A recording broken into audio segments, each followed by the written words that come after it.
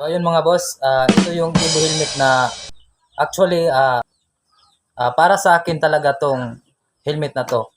Pero meron naman akong helmet. So hindi ko naman magagamit tong helmet na to.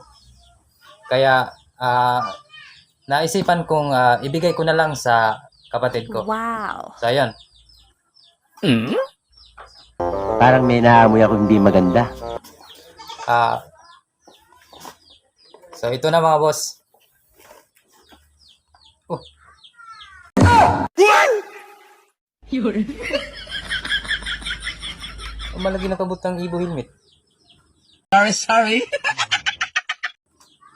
Ito na mga boss.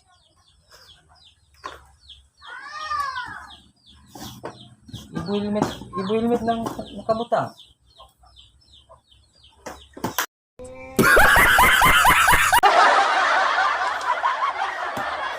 A few moments later. Da.